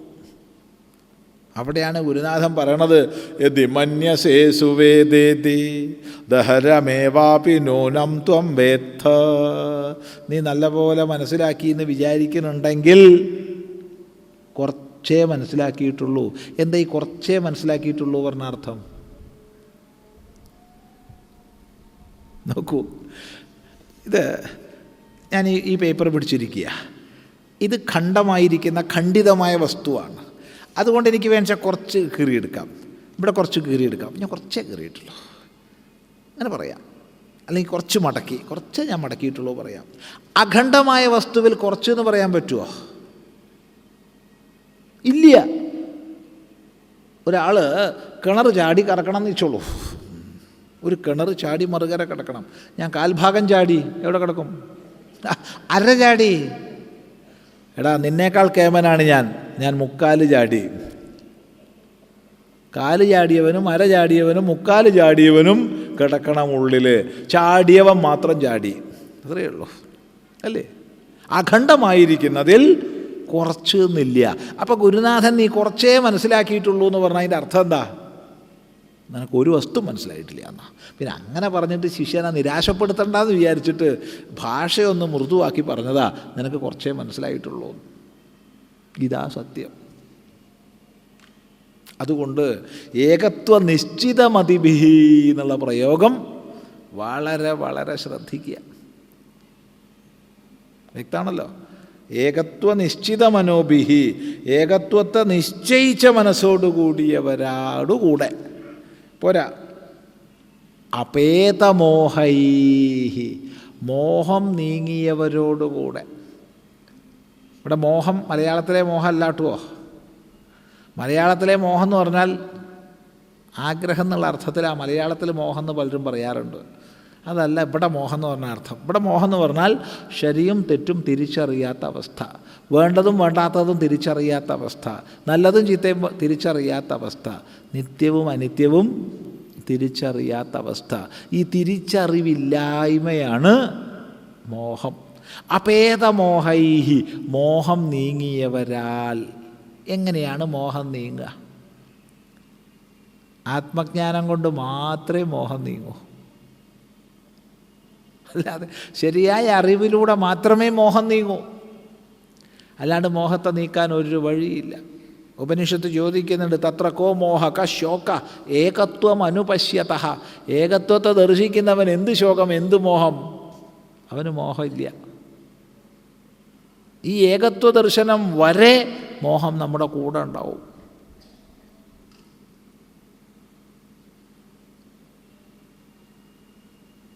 അപേതമോഹൈ, മോഹം നീങ്ങിയവരോടുകൂടെ. നോക്കൂ, ശാന്തൈഹി എല്ലാം തൃതീയ വിഭക്തിയാണ്. ശാന്തൈഹി ശാന്തന്മാരോടുകൂടെ, അനന്യമതിഭിഹി അനന്യബുദ്ധിയോടൊത്തവരോടുകൂടെ, മധുരസ്വഭാവൈഹി മധുരസ്വഭാവമുള്ളവരോടുകൂടെ, ഏകനിശ്ചിത മനോഭിഹി ഏകത്വത്തെ നിശ്ചയിച്ച മനസ്സോട് കൂടിയവരോട്, അപേതമോഹൈഹി മോഹം നീങ്ങിയവരോടുകൂടെ, സാകം കൂടെ. ഓരോ ശബ്ദത്തോടു കൂടെയും സാകം സാകം സാകം എന്ന് ചേർക്കണം. കൂടെ, സഹ കൂടെ. ഇങ്ങനെയൊക്കെ ഉള്ളവരോടുകൂടെ വനേഷു വനങ്ങളിൽ പോയിട്ട്. ഇവിടെ വനേഷു എന്ന് പറഞ്ഞത് നമ്മളതിൻ്റെ ലക്ഷ്യാർത്ഥം എടുത്താൽ മതി. കാരണം ഇന്നിപ്പോൾ നമ്മൾ ഇവിടുന്ന് ഇപ്പോൾ ആത്മവിചാരം ചെയ്യാൻ എല്ലാവരും ഇപ്പോൾ കാട്ടു പോയിക്കൊള്ളണം എന്ന് പറഞ്ഞാൽ അത് വലിയ ഉപദ്രവം തന്നെയാണ്. കാടില്ലാതാവും. മാത്രമല്ല, ഇനി കാടിനെ നമ്മൾ ഉപദ്രവിക്കില്ല എന്നൊക്കെ പറഞ്ഞാൽ തന്നെയും ഫോറസ്റ്റ് ഗാർഡുമാർ നമ്മളെ അവിടെ ഇരുത്തി പൊറുപ്പിക്കില്ല. വയ്യ, പറ്റില്ല. അതുകൊണ്ട് അന്നത്തെ കാലത്ത് വനേഷു എന്ന് പറഞ്ഞത് ഇന്നത്തെ കാലത്ത് വനേഷു എന്ന് അർത്ഥം എടുക്കേണ്ട ആവശ്യമില്ല. മറിച്ച് ഏതെങ്കിലും ചില ഏകാന്ത ദേശങ്ങളിൽ പോയിട്ട് അത് പ്രധാന. സ്വാമി, ഞാൻ ആത്മവിചാരം ചെയ്താൽ പോരെ? ഓ മതി. വീട്ടിലിരുന്ന് ചെയ്താൽ പോരെ? ഓ മതിയിലോ. കൊല്ലം കുറേ കഴിഞ്ഞു, ഞാനിപ്പോഴും ചെയ്തുകൊണ്ടിരിക്കുക സ്വാമി. സന്തോഷം. എന്താ കാരണം? ഈ മസാലേൻ്റെ ഉള്ളിലിരുന്നിട്ടാണ് ചെയ്യണതേ. അപ്പോൾ സംഗതി ശാസ്ത്രമൊക്കെ പഠിക്കുന്നുണ്ട്, ഒക്കെ കേൾക്കുന്നുണ്ട്. എന്നാലും അങ്ങനെ ഉണ്ടല്ലോ, ഈ സാഹചര്യത്തിനൊരു മാറ്റം വേണ്ടേ? ഇതിൽ നിന്നൊന്ന് വിട്ടുമാറി ചിന്തിക്കാൻ കഴിയണ്ടേ? ഇതിൽ കുടുങ്ങിയിട്ടാണ്. കുടുങ്ങിയിട്ടില്ല വെച്ചാൽ ഒരു കുഴപ്പമില്ല. വീടല്ല എവിടെ ഇരുന്നാലും കുഴപ്പമില്ല. പക്ഷെ അത് പറഞ്ഞിട്ട് കാര്യമില്ല. സാഹചര്യത്തിൻ്റെ അനുകൂലതകൾ വേണം സാധകന്. അതുകൊണ്ട് ഏകാന്ത ദേശ സേവ സാധകനെ സംബന്ധിച്ച് മുഖ്യമാണ്. വിവിക്തദേശസേവിത്വം അരതിർ ജനസംസദി എന്നൊക്കെ ഭഗവാൻ അതുകൊണ്ടാണ് ഗീതയിൽ പറയുന്നത്. പ്രാകൃത ജനക്കൂട്ടത്തിൽ നിന്നൊന്ന് വിട്ടുമാറിയിട്ട് ആത്മവിചാരം ചെയ്യണം. കാരണം എന്താ വെച്ചാൽ നമ്മുടെ മനസ്സല്ലേ ഈ വിചാരം ചെയ്യണത്, നമ്മുടെ മനസ്സുകൊണ്ടാണ്. അപ്പോൾ ഇതല്ല എന്നൊക്കെ നിരൂപണം ചെയ്താലും അങ്ങോട്ട് തോന്നിപ്പോവുക ഇതൊക്കെ തന്നെയാണ് കിട്ടുമോ, നമുക്ക് ദൃഢത വരില്ല. ഈ വേനൽക്കാലത്ത് നമ്മൾ കിണർ വൃത്തിയാക്കാറുണ്ട്. കിണർ വൃത്തിയാക്കണ സമയത്ത് വെള്ളമൊക്കെ കോരി കളഞ്ഞു, അതിൻ്റെ അടിയിൽ നിന്ന് ചെളിയും ഒക്കെ കോരുക. അപ്പോൾ അതിൻ്റെ ഉള്ളിൽ നിന്നിട്ട് ഒരാൾ അതൊക്കെ ബക്കറ്റിലാക്കി കൊടുക്കണോ, മുകളിൽ നിന്ന് വലിക്കണോ, അവിടെ തന്നെ അങ്ങോട്ട് ഒഴിക്കണോ, പിന്നെയും മുക്കണോ, പിന്നെ ഒഴിക്കണോ, ചന്ത ഉണ്ടാവുക. ഈ ഒഴിച്ചതൊക്കെ പിന്നെ അങ്ങോട്ട് തന്നെ പോകും. ഇത് തീരുന്നില്ലല്ലോ ചളി, എങ്ങനെയുടെ തീരുക? ഈ ഒഴിക്കണതൊക്കെ അവിടെ തന്നെയാണ് ഒഴിക്കണത്. ആൾമറല്ലാത്ത കിണറാ. അപ്പോൾ ഒരു ആൾമറയൊക്കെ അത്യാവശ്യമാണ്. കുറച്ച് ദൂരേക്ക് കൊണ്ടൊഴിക്കണം, അത് അത്യാവശ്യമാണ്. മറ്റത് വിചാരം ചെയ്ത് മാലിന്യങ്ങൾ എങ്ങനെ നീക്കും, അങ്ങോട്ട് തന്നെ പോവും. മാലിന്യങ്ങൾ എങ്ങനെ നീക്കും, അങ്ങോട്ട് തന്നെ പോവും. അതാണ് സ്വാമി, ഞാൻ ദിവസവും 1 മണിക്കൂർ വേദാന്ത വിചാരം ചെയ്യാറുണ്ട് കേട്ടോ. വളരെ സന്തോഷം. അതുപോലെ മതി, ധാരാളം. ആത്മബോധം ഉണ്ടാവുമോ? ഉണ്ടാവില്ല. നമ്മൾ എത്ര കാലമായി പല്ലേക്കാൻ തുടങ്ങിയിട്ട്? ഇല്ലേ? നിർത്തിയോ? ഇല്ല. എത്ര കാലമായി കുളിക്കാൻ തുടങ്ങിയിട്ട്? നിർത്തിയോ? ഇല്ല. അപ്പോൾ രാവിലെ ഉണർന്നു, കക്കൂസിലെല്ലാം പോയി, ശൗചം, അത് കഴിഞ്ഞ് ദന്തധാവനം, പല്ലൊക്കെ തേച്ചു, സ്നാനം, ഇത് ചെയ്തുകൊണ്ടിരിക്കുക. കാരണം ഇതൊരു ഒരു ഒരു ചിട്ടയായി മാറിയിരിക്കുക. ഒരു ചിട്ട, ഒരു റുട്ടീൻ. അതുപോലെ ഞാൻ 1 മണിക്കൂർ വേദാന്ത വിചാരം ചെയ്യണോ? ചെയ്തുകൊണ്ടിരിക്കാം. അല്ലാണ്ട് അതുകൊണ്ട് എന്ത് കാര്യം? അല്ല, കാര്യമുണ്ട് കേട്ടോ. ഒരു അച്ചടക്കമൊക്കെ വരും, അതൊക്കെ ഉണ്ട്, ഇല്ല എന്ന് പറയണില്ല. പക്ഷേ തീവ്ര വേഗം വേണം. ആ തീവ്ര വേഗതയോടുകൂടി സാധനാമാർഗത്തിൽ പോകുന്നവർക്കേ ലക്ഷ്യപ്രാപ്തിയുള്ളൂ. അതുകൊണ്ട് ഈ ഈ ഈ മസാലേൻ്റെ ഉള്ളിൽ നോക്കി ഒന്ന് വിട്ടുമാറിയിട്ട് ഇടയ്ക്കെങ്കിലുമൊക്കെ ഒന്ന് ഏകാന്ത ദേശങ്ങളിൽ പോവാൻ ശീലിക്കണം.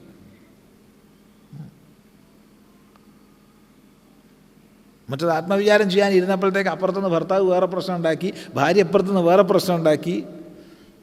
അല്ല, ഇവിടെ ഉള്ളവരെ കുറിച്ചല്ല പറയണത്, ഇവിടെയൊക്കെ എല്ലാവരും സഹകരിക്കണവരാണ്. എന്നാൽ തന്നെയും അങ്ങനെയൊക്കെയാണ് നമ്മുടെ ഒരു ജീവിതത്തിൻ്റെ സ്വഭാവം, അല്ലേ? അതെ. അപ്പോഴത്തേക്ക് കുട്ടി അവിടുന്ന് കരഞ്ഞു, അല്ലെങ്കിൽ കുട്ടിയുടെ കുട്ടി കരഞ്ഞു, ഇങ്ങനെയൊക്കെയാണ് ഇപ്പോൾ. അതേ സ്വാമിയൊക്കെ ചെയ്യണത് വലിയ കാര്യമാട്ടോ, വലിയ കാര്യം. സന്തോഷം. അതിപ്പോൾ നിങ്ങൾ അവിടുന്ന് ഇപ്പോൾ പുകഴ്ത്തിയിട്ട് എന്താ കാര്യം? ഇതിൻ്റെ പ്രയോജനം കിട്ടണമെങ്കിൽ നിങ്ങൾ ക്ലാസ്സിനൊക്കെ വരണ്ടേ? ഞാൻ നിശ്ചയിച്ചിട്ടുണ്ട്. എന്താ നിശ്ചയിച്ചത്? 6 മാസം ഇനി മോളെ കല്യാണത്തിനുള്ളൂ. അതായിട്ട് കഴിഞ്ഞാൽ ഞാൻ ഫ്രീ ആയി. പിന്നെ ഞാനൊരു ഒറ്റ വേദാന്ത ക്ലാസ് ഇല്ലാതെ കുളത്തൂർ വരും സ്വാമി. അവസാനത്തെ ഞായറാഴ്ച ഞാൻ അവിടെ കുളത്തൂരുണ്ടാവും. മനസ്സിലായില്ലേ? അവസാനത്തെ ഞായറാഴ്ച അവിടെ ഉണ്ടാവും. ശരി, കല്യാണം കഴിഞ്ഞു. അല്ലമ്മ, എന്താ വരാഞ്ഞത്? പുതിയ മോള് വന്നതല്ലേ, അവൾക്കൊക്കെ ഒന്ന് പരിചയമാക്കി കൊടുക്കണ്ടേ. വീട്ടിലത്തെ കാര്യങ്ങളും വ്യവഹാരങ്ങളൊക്കെ ഒന്ന് പരിചയമാക്കി കൊടുത്തിട്ട് ഞാൻ വരാം. 2 മാസം അത്രയേ ഉള്ളൂ. നിങ്ങൾ വന്നിട്ടില്ല, എനിക്കിപ്പോൾ ഉറക്കമില്ലല്ലോ. എന്നാലും അങ്ങനെ പുറത്ത് പറയാൻ വയ്യല്ലോ. അപ്പോൾ പറഞ്ഞു, അമ്മ വരണം കേട്ടോ, എന്തായാലും വന്നോളൂ. 3 മാസമായി. അല്ലമ്മ, എന്താ വരാത്തത്? അത് അവൾ ഗർഭിണിയാണ്, 1ാമത്തെ അല്ലേ. അപ്പോൾ തുടക്കത്തിലൊക്കെ കുറച്ച് വിഷമവും ഛർദിയോ അതും ഇതൊക്കെ ഉണ്ടാവും. അപ്പം ഞാനൊന്ന് വേണ്ടേ, അതുകൊണ്ട് ഞാൻ നോക്കാൻ വേണ്ടിയിട്ടാണ്. ശരി, വേറെ താമസമില്ല, ഞാൻ അതൊക്കെ ഒഴിവാക്കി വരാൻ നിശ്ചയിച്ചതാണ്. സംഗതി കഴിഞ്ഞു. അല്ല, പ്രസവം കഴിഞ്ഞില്ലേ, കുട്ടിയായില്ലേ? അവൾ ആദ്യത്തെ അല്ലേ, ഇനിയിപ്പോൾ ആ കുട്ടീനെ നോക്കാൻ അവൾക്ക് അറിയോ? അതിന് ഞാൻ വേണ്ടേ?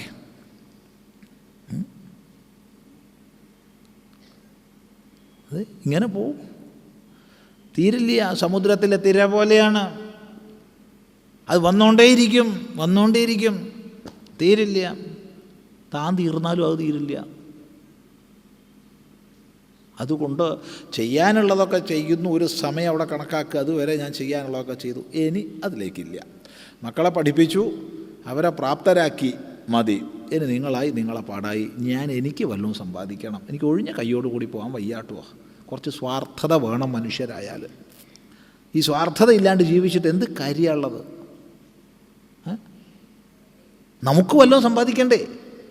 ഈ ബാങ്ക് ബാലൻസ് നമ്മളെ കൂടെ വരില്ല, ഈ സമ്പാദിച്ച പണം കൂടെ വരില്ല, ഭാര്യ കൂടെ വരില്ല, ഭർത്താവ് കൂടെ വരില്ല, ഓരോരുത്തനും കൂടെ വരില്ല. അപ്പം നമുക്ക് എന്തെങ്കിലും സമ്പാദ്യം വേണ്ടേ? അല്ല വേണ്ടേ? അറിയില്ല. വേണ്ടാച്ചാൽ അത്ര വലിയ ത്യാഗം കാണിച്ചാൽ പിന്നെ ഒന്നും പറയാനില്ല. അത്രയൊന്നും ത്യാഗികളാവരുത് നമ്മൾ. കാരണം മനുഷ്യ ജീവിതം ലഭിച്ചിട്ടുള്ളത്. ഇഹ ചേദവേദീത് അഥ സത്യമസ്തി ന ചേദിഹാവേദീത് മഹതി വിനഷ്ടി. ഈ മനുഷ്യ ജന്മത്തിൽ തന്നെ സത്യത്തെ അറിഞ്ഞു വെച്ചാൽ ധന്യമായി, സത്യമായി, സഫലമായി, സാർത്ഥകമായി ജീവിതം. ഇല്ലാച്ചാലോ മഹാനഷ്ടമായി പോയി എന്നാണ് പറയണത്, മഹാവിനാശമായി പോയി എന്നാണ് പറയണത്. അതുകൊണ്ട് എല്ലാ കാലവും ഞാൻ നോക്കി നടത്തണമെന്നൊന്നും വെറുതെ വിചാരിക്കേണ്ട, വെറുതെ വിചാരിക്കുക. അത് ഒരു പരിധി എല്ലാത്തിനും വയ്ക്കണം.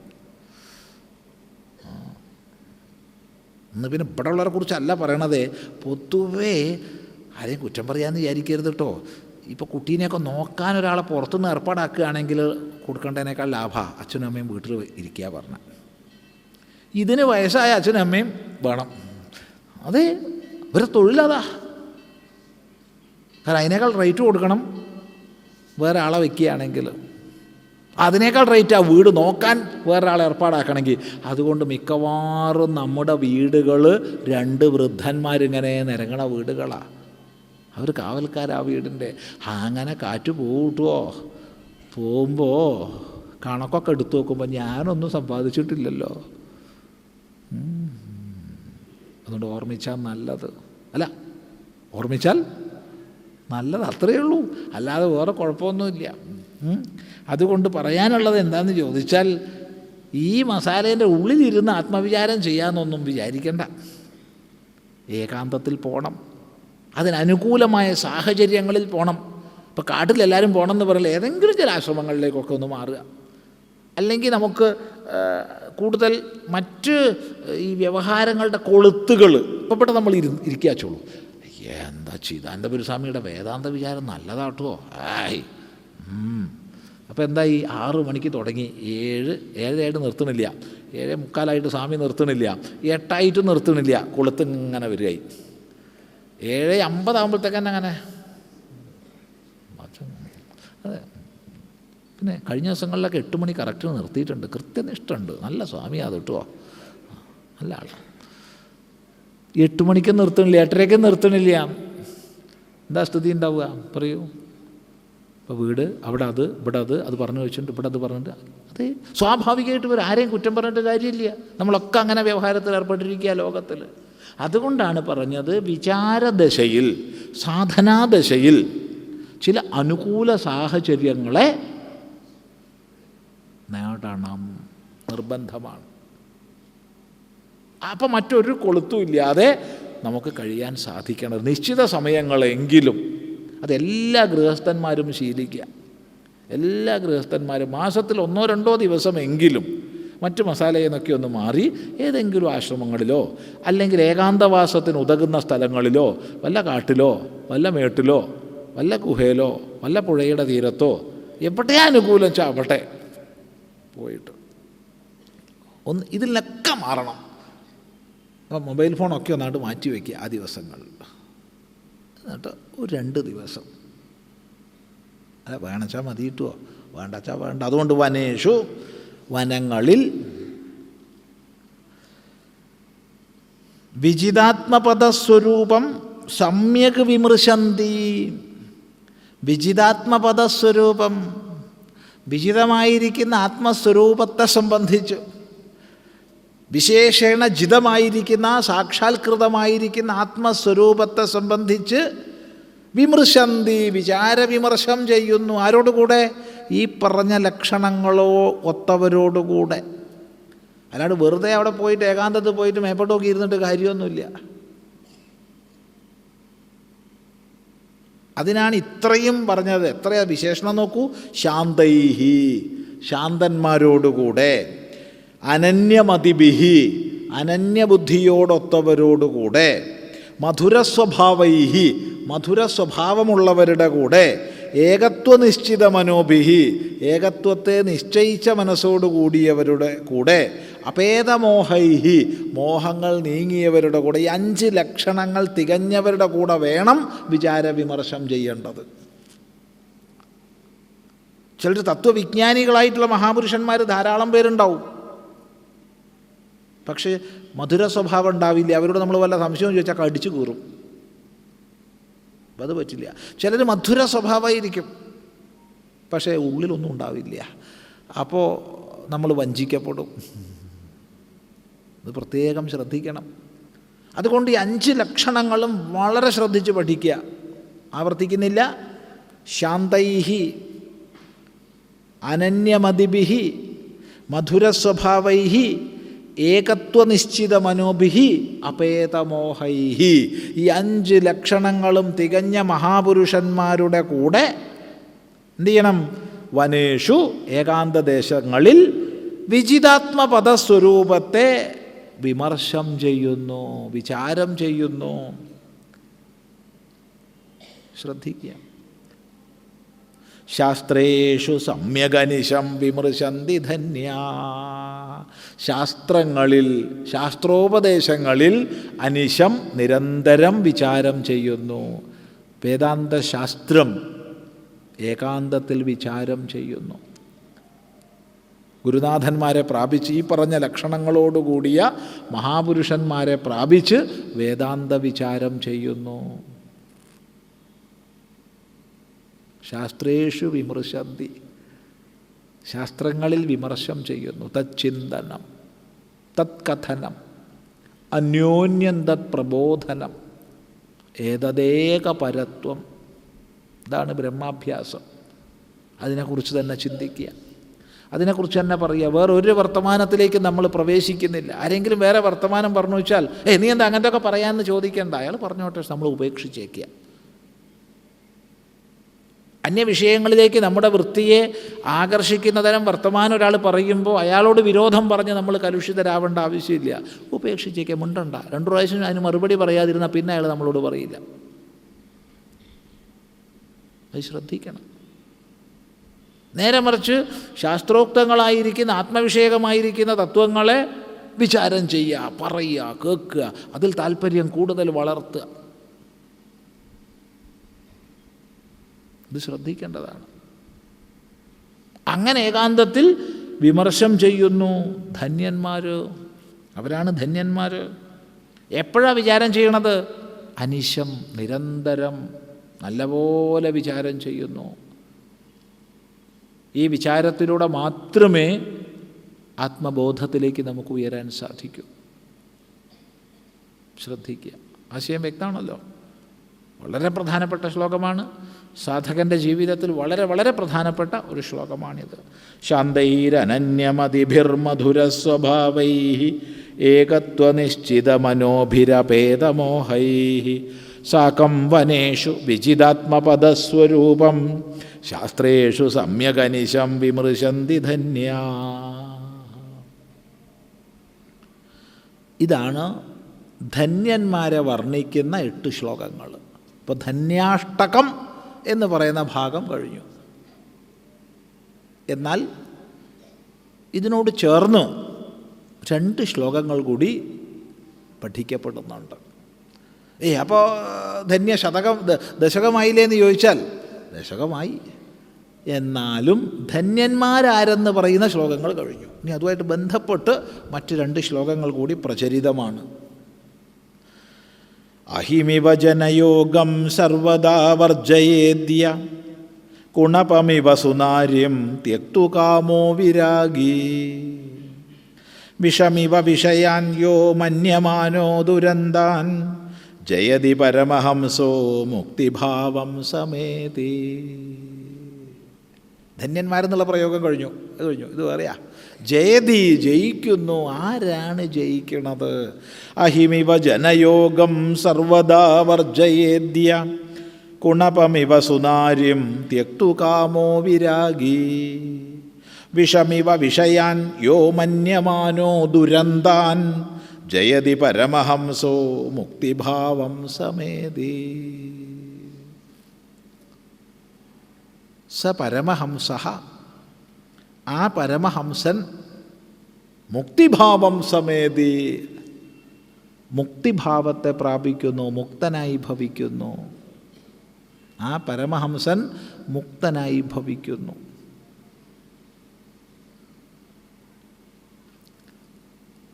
പരമഹംസൻ എന്ന് പറയുമ്പോൾ വാച്യാർത്ഥം അതേപോലെ എടുത്താൽ പരമഹംസ സന്യാസി എന്നർത്ഥം. ലക്ഷ്യാർത്ഥം എടുത്താൽ പരമമായ ഹംസവൃത്തിയിൽ കഴിയുന്നവൻ. എന്നിട്ട് പറയാം, വാച്യാർത്ഥം എടുത്താൽ പരമഹംസ സന്യാസി. പരമഹംസ സന്യാസി പറഞ്ഞാൽ എന്താ? ഇപ്പോൾ സന്യാസം തന്നെ പല തരത്തിലുണ്ട്. കുടീചക, ബഹൂദക, ഹംസ, പരമഹംസ ഭേദത്തിൽ 4 പ്രകാരം സന്യാസമുണ്ട്. അതിൽ ഒരു അവനവൻ താമസിച്ച് പരിചിതമായ ഒരു സാഹചര്യം, അതിലെ മറ്റു ചുറ്റുപാടുകളിൽ നിന്നൊക്കെ ഒന്ന് വിട്ടുമാറി, വീട്ടിൽ നിന്നൊക്കെ ഒന്ന് വിട്ടുമാറി അവനവൻ്റെ സ്വാധീനത്തിൽപ്പെട്ടൊരു സ്ഥലത്തൊരു കുടിയുണ്ടാക്കി, ആ കുടീരത്തിൽ മാത്രം താമസിച്ച് ഏകാന്തനായി ആത്മാനുസന്ധാന പരായണനായി കഴിയുന്നവനാണ് കുടീചക സന്യാസി. അവിടെ സന്യാസം പൂർണ്ണമായോ എന്ന് ചോദിച്ചാൽ പറ്റില്ല, അങ്ങനെ പറയാൻ പറ്റില്ല. പൂജകളൊക്കെ ചെയ്യുന്നുണ്ട് അയാൾ.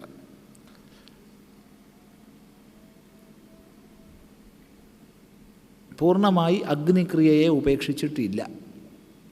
പക്ഷേ സകാമമായിരിക്കുന്ന ഒന്നും അനുഷ്ഠിക്കുന്നില്ല.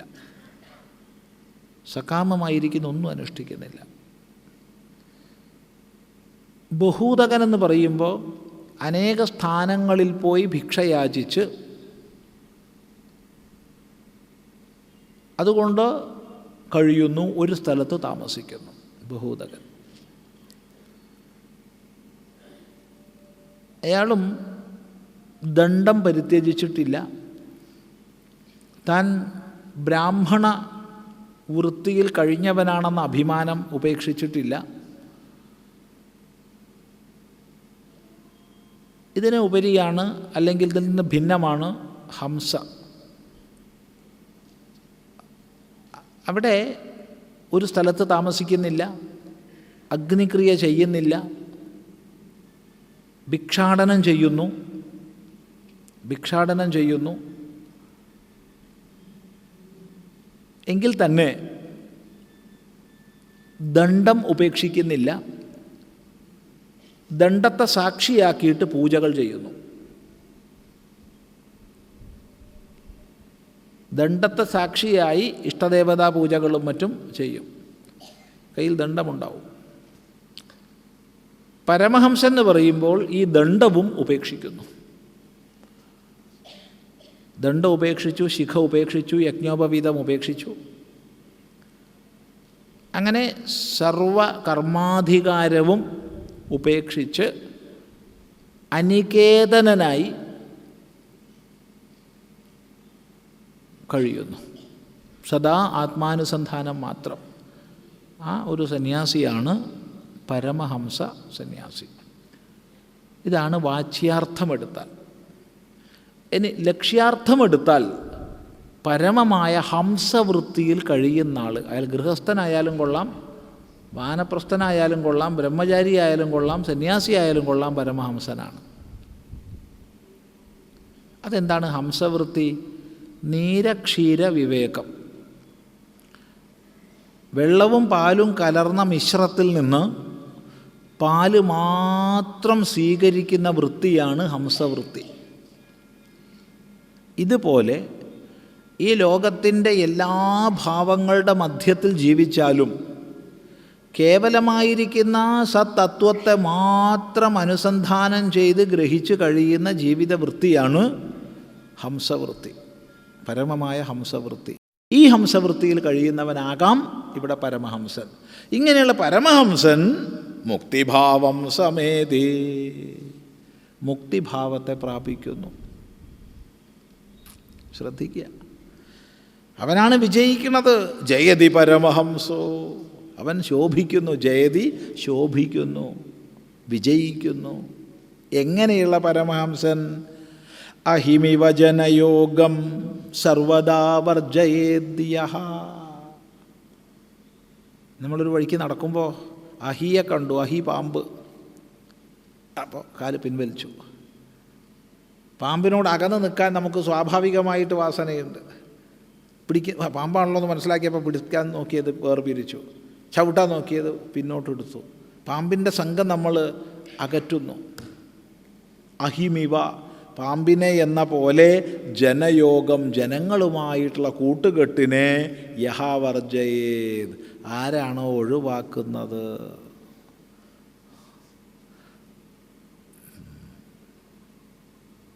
അപ്പോൾ എങ്ങനെ അവിടെ പാമ്പ് പോലെ എല്ലാവരെയും ദോഷമായിട്ട് കണക്കാക്കുന്നു എന്നൊന്നും അങ്ങനെ വിചാരിക്കാതെ, വിഷമുള്ളതായിട്ട് മറ്റുള്ളവരെ കാണുന്നു, ഞാൻ വലിയ കേമൻ, ബാക്കിയുള്ളവരൊക്കെ വിഷമുള്ളവർ, അങ്ങനെയല്ല. ഒരു മനുഷ്യൻ എങ്ങനെയാണോ പാമ്പിനെ അകറ്റുന്നത് അതുപോലെ ജനക്കൂട്ടത്തെ അകറ്റുന്നു. താനങ്ങ് വിട്ടുമാറുന്നു, അല്ലാണ്ട് അതിനെ തല്ലുകയല്ല. അത് പ്രത്യേകം ശ്രദ്ധിക്കണം. താനങ്ങ് അകലുന്നു.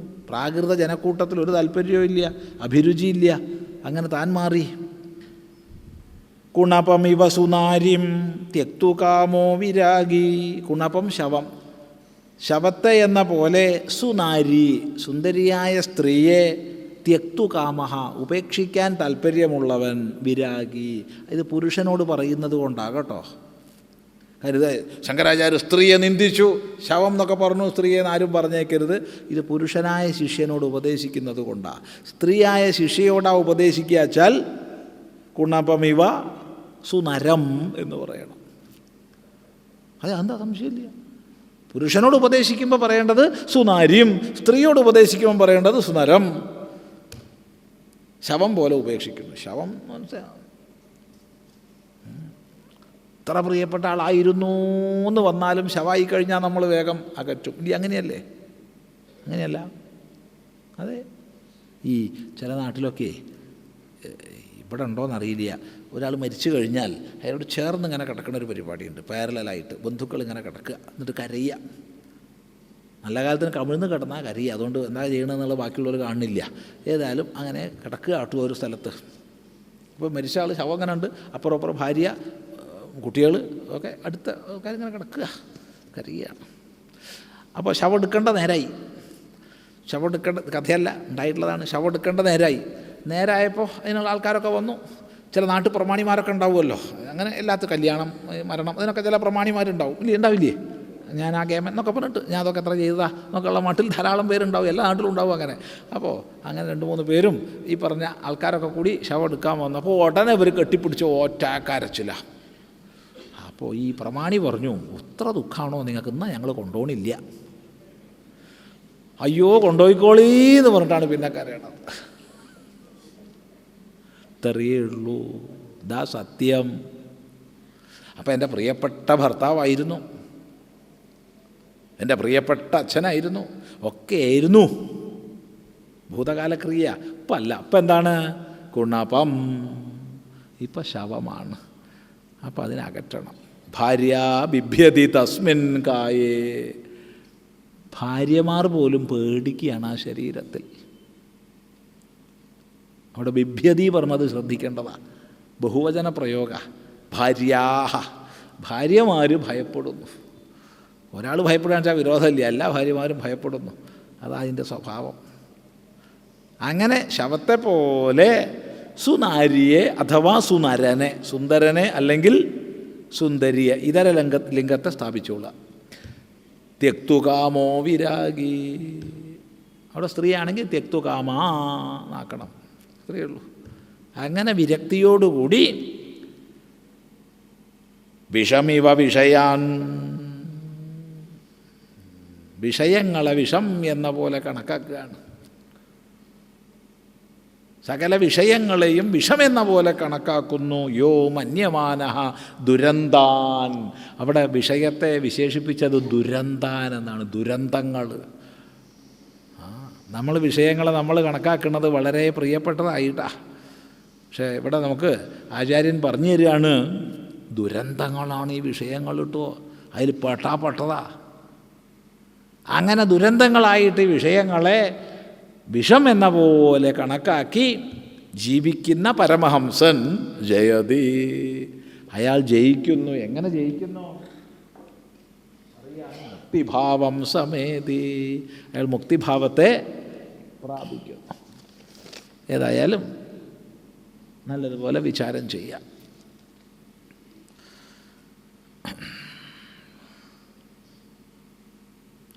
കേരളത്തിലെ ക്ഷേത്രങ്ങൾ ദേവസ്വം ബോർഡിൻ്റെ കീഴിലാണെന്നും ഇനിയും കുറേ ക്ഷേത്രങ്ങൾ ദേവസ്വം ബോർഡിൻ്റെ കീഴിലാകുമെന്നും അറിയുന്നു. ക്ഷേത്രങ്ങളിൽ സ്വതന്ത്ര കമ്മിറ്റി സാമ്പത്തിക അഴിമതി നടത്തുന്നതായും സുപ്രീം കോടതിയിൽ കേസ് നടക്കുന്നുണ്ട്. ഹൈന്ദവ സംഘടനകൾക്കോ ക്ഷേത്ര സംരക്ഷണ സംഘടനകൾക്കോ ഇതിൽ എന്ത് ചെയ്യാൻ കഴിയും? നമുക്കെല്ലാവർക്കും എന്ത് ചെയ്യാൻ കഴിയും എന്നുള്ളതാണ് ചിന്തിക്കേണ്ടത്. ഏതെങ്കിലും സംഘടനയുടെയോ ഏതെങ്കിലും സംഘടനാ പ്രവർത്തകരുടെയോ കർത്തവ്യമല്ല ഇത് ജനസമൂഹത്തിൻ്റെ കർത്തവ്യമാണ്. ഇത് സാമാന്യ നീതി നിഷേധിക്കപ്പെടുന്നത് തിരിച്ചറിയുന്നവരുടെ കർത്തവ്യമാണ്. ഇവിടെ അടിസ്ഥാനപരമായി ഒരു തെറ്റ് ഈ ചോദ്യത്തിലുള്ളത്, കേരളത്തിലെ ക്ഷേത്രങ്ങൾ എന്നുള്ള പ്രയോഗം ശരിയല്ല. തമിഴ്നാട്, കർണാടകം, ആന്ധ്രാപ്രദേശ്, മഹാരാഷ്ട്ര, ഒറീസ തുടങ്ങി വിവിധ സംസ്ഥാനങ്ങളിൽ വ്യത്യസ്ത പേരുകളിലുള്ള ദേവസ്വം ബോർഡുകൾ നിലവിലുണ്ട്. കേരളത്തെ സംബന്ധിച്ച് 5 ദേവസ്വം ബോർഡുകൾ നിലവിലുണ്ട്. Thiruvithamkoor Devaswom board, Cochin Devaswom board, Koodalmanikyam Devaswom board, Guruvayur Devaswom board, Malabar Devaswom board. ഇങ്ങനെ സ്റ്റേറ്റ് കൺട്രോൾഡ് ആയിട്ടുള്ള 5 ബോർഡുകളുണ്ട്. 100% സ്റ്റേറ്റിൻ്റെ കീഴിലുള്ള, ഗവൺമെൻറ്റിൻ്റെ കീഴിലുള്ള. അതുപോലെ തമിഴ്നാട്ടിലെ HRNC, Hindu religious and charitable endowment board. അങ്ങനെ വ്യത്യസ്ത പേരുകളിൽ വ്യത്യസ്ത സംസ്ഥാനങ്ങളിൽ ഗവൺമെൻറ്റിൻ്റെ കീഴിലാണ് എല്ലാ ക്ഷേത്രങ്ങളെന്ന് പറയരുത്, വരുമാനമുള്ള ക്ഷേത്രങ്ങൾ. വരുമാനമില്ലാത്ത ക്ഷേത്രം സർക്കാരിന് വേണ്ട. വരുമാനമുള്ള ക്ഷേത്രമായി കഴിഞ്ഞാൽ അത് സർക്കാർ വന്ന് കൈയടക്കും. ഇത് അനീതിയാണ്, ഇത് നീതി നിഷേധമാണ്. 100% ഭരണഘടന നൽകുന്ന അടിസ്ഥാന അവകാശത്തിന് വിരുദ്ധമാണ്. കാരണം ഏതൊരു മതവിഭാഗങ്ങൾക്കും അവരുടെ ആരാധനാലയങ്ങൾ സ്ഥാപിക്കാനും നടത്താനുമുള്ള അധികാരം ഭരണഘടനാദത്തമായ മൗലിക അവകാശമാണ്. ഫണ്ടമെൻ്റൽ റൈറ്റ്സ് പെട്ടതാണത്. എന്ന് മാത്രമല്ല, 2-ലധികം കേസുകളിൽ ബഹുമാനപ്പെട്ട സുപ്രീം കോടതി സുപ്രീം കോടതിയിൽ അതേ വാക്കാണ് ഉദ്ധരിക്കുന്നത്. അതുകൊണ്ട് ആ വാക്ക് ഏതർത്ഥത്തിൽ എന്നുള്ളത് കൂടുതൽ വിചാരം ചെയ്യുക. ഏത് ഡിനോമിനേഷനാണോ ഒരു ക്ഷേത്രം സ്ഥാപിച്ചിട്ടുള്ളത്, ആ ഡിനോമിനേഷനിൽപ്പെട്ടവർ വേണം ആ ക്ഷേത്രം നടത്തേണ്ടത്. അവരുടെ അധികാരമാണ് ആ ക്ഷേത്ര നടത്തിപ്പെന്ന് ബഹുമാനപ്പെട്ട സുപ്രീം കോടതി 2-ലധികം വിധിന്യായങ്ങളിൽ ചൂണ്ടിക്കാണിച്ചിട്ടുണ്ട്.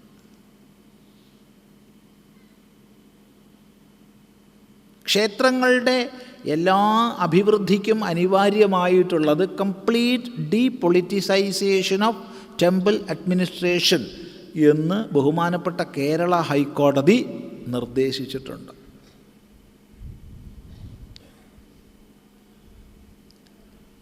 ക്ഷേത്രങ്ങളെ സർക്കാർ ഏറ്റെടുത്തതിനെ പരിഹസിച്ചുകൊണ്ട് ബഹുമാനപ്പെട്ട കേരള ഹൈക്കോടതി ഇങ്ങനെ നിരീക്ഷിച്ചിട്ടുണ്ട്.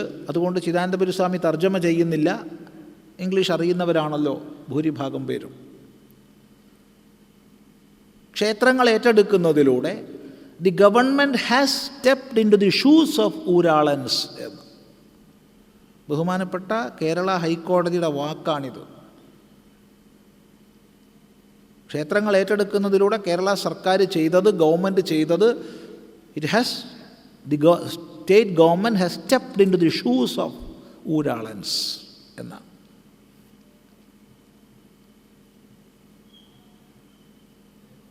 ചിന്തിക്കുക. ചെറിയൊരു വിഷയമല്ല. പണ്ട് ഇവിടെ രാജാക്കന്മാർ ഹിന്ദു രാജാക്കന്മാരായിരുന്നു. ഹിന്ദു രാജാക്കന്മാർ ഹിന്ദു ക്ഷേത്രങ്ങൾ സ്ഥാപിച്ചു, പരിപാലിച്ചു, നടത്തി. അത് ന്യായമാണ്, അതിലൊരു അന്യായമില്ല. എന്ന് മാത്രമല്ല, പല രാജകീയ ചടങ്ങുകളുടെയും ആസ്ഥാനം കൂടിയായിരുന്നു പല ക്ഷേത്രങ്ങളും.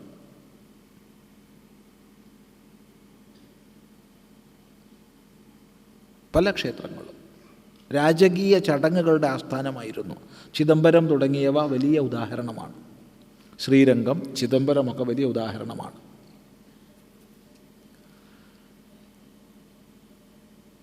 കാലം മുന്നോട്ട് പോയി. കച്ചവടത്തിന് വന്ന അറബികൾക്ക് വേണ്ടി ആരാധനാലയങ്ങൾ പണിയാൻ രാജാക്കന്മാർ സ്ഥലങ്ങൾ കൊടുത്തു. അവർ ഇസ്ലാമിക ആരാധനാലയങ്ങൾ പണിതു, അവർ നടത്തി വന്നു.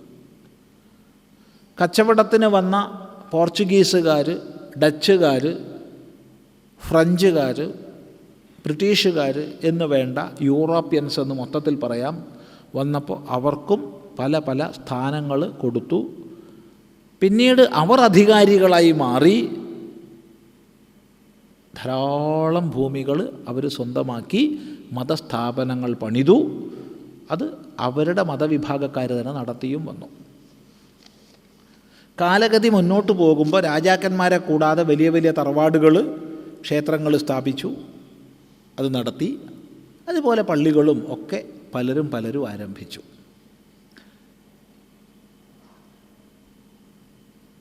പ്രധാനമായി കേരളത്തിലെ അല്ലെങ്കിൽ ഭാരതത്തിലെ ക്ഷേത്രങ്ങൾ രാജാക്കന്മാരാൽ സ്ഥാപിക്കപ്പെട്ടത്, വലിയ തറവാടുകളാൽ സ്ഥാപിക്കപ്പെട്ടതൊക്കെയായിരുന്നു.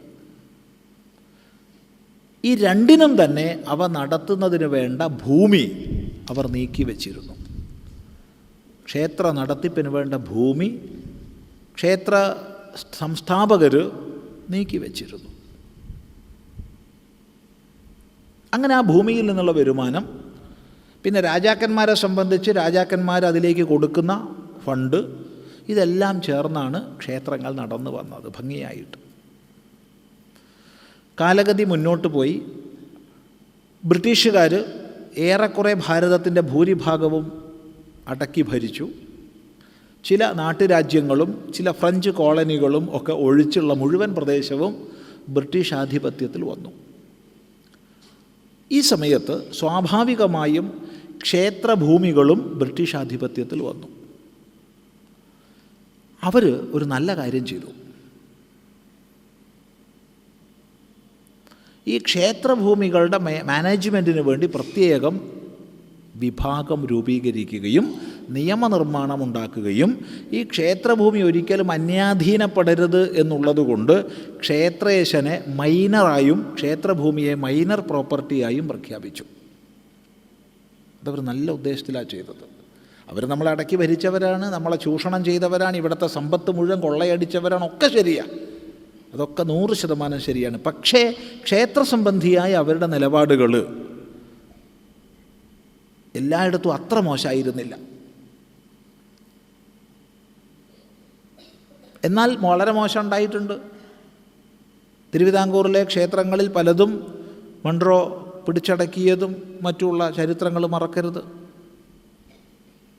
പ്രത്യേക വിഭാഗം ഉണ്ടാക്കി.